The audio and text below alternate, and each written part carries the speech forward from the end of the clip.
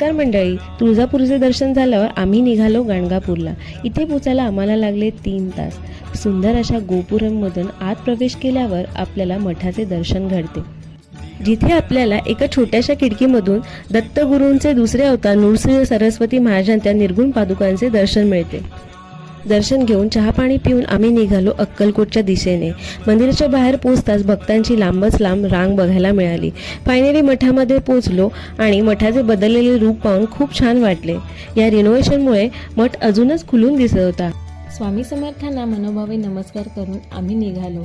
बाहेर येतात सुंदर सुंदर मूर्त्या आणि स्वामींचे फोटो बघण्याचा मोह काही आवरत नव्हता। मग आम्ही गेलो समाधी मठाकडे, जे चोळप्पा महाराजांच्या वाड्याजवळ आहे। उशीर झाल्यामुळे समाधी मठ बंद होते, पण आम्ही गेलो चोळप्पांच्या वाड्यात, जिथे स्वामी राहत होते। चला तर मंडळी, भेटूयात पुढील व्हिडिओमध्ये। तोपर्यंत टेक केअर, बाय।